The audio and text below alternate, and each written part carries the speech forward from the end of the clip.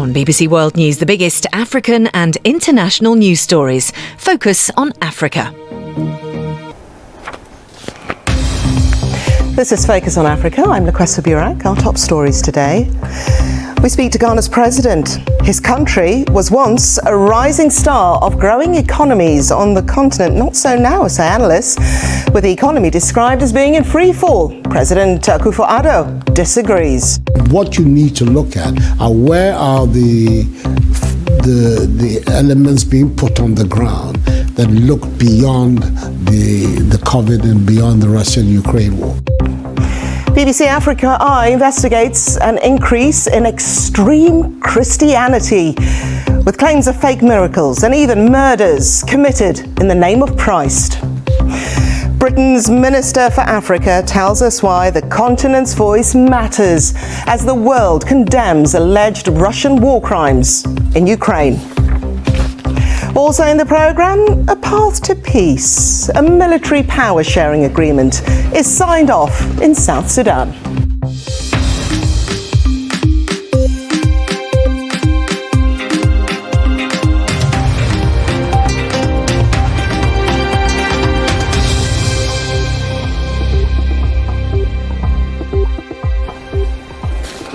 Hello and welcome to Focus on Africa, coming to you from BBC World News.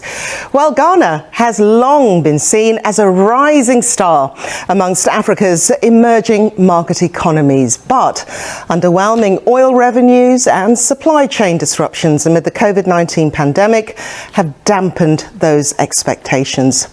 Facing rampant inflation, a depreciating currency and a heavy debt burden, Ghana's credit ratings have now been downgraded over concerns about the government's ability to pass legislation to raise revenue. So let's just take a look at those all-important figures. Now, consumer inflation reached 15.7% year on year in February. That is actually the highest since 2016. Food, transportation and housing prices have seen the greatest spikes.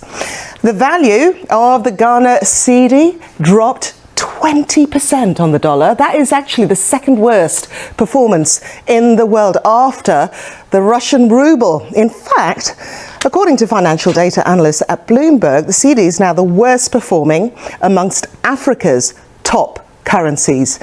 Now, one of the president's strategies is to revive the country's economy. And that is to do that by promoting tourism and attracting foreign investment. He's been doing both this week in London, and our very own Peter Okwache joined him and asked him why people should invest their money in Ghana.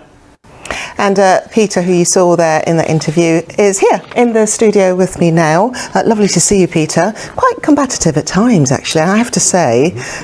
What else did he say about fixing the economy? You know, the thing is, I think...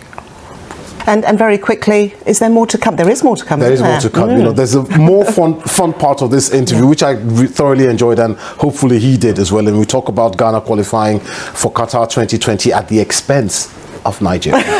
That is a must-watch. Thank you very much, Peter Okwache there.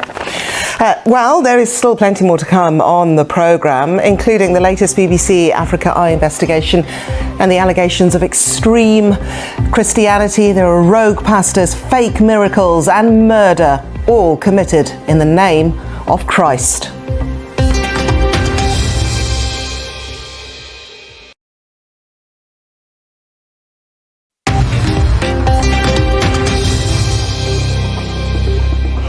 Now, the UN Secretary-General has called for an independent investigation into the deaths of civilians in Ukraine after Russia was accused of war crimes. Hundreds of bodies and a mass grave were reportedly discovered around the Kyiv area. International condemnation has been swift, with many, including the British government, calling for tougher action to be taken against Russia. Meanwhile, I've been speaking to the UK Minister for Africa, that was today, Vicky Ford is currently visiting Tanzania, Zambia and Malawi, launching a number of initiatives supporting education, health and business investment. And I wanted to know, with all of this going on, why the African voice matters, especially the way in which countries voted in last month's UN General Assembly condemning Russia's invasion of Ukraine. And you'll remember that 17 of the total 35 abstentions were from Africa.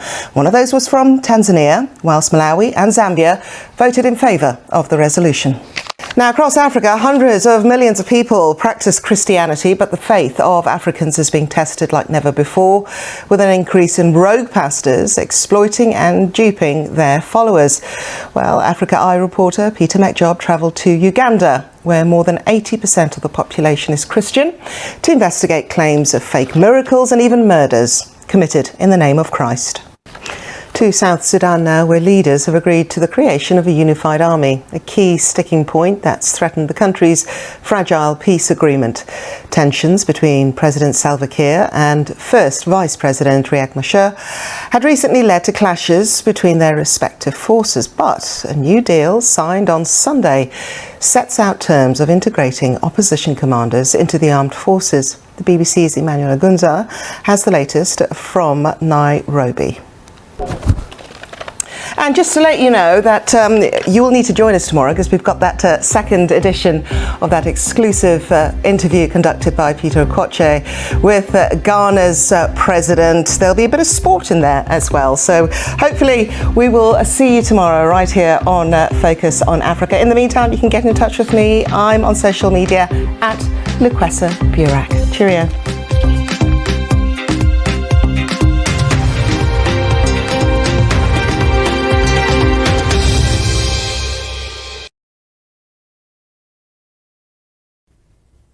Hello there. Welcome to a roundup of the big world weather stories heading our way over the next few days.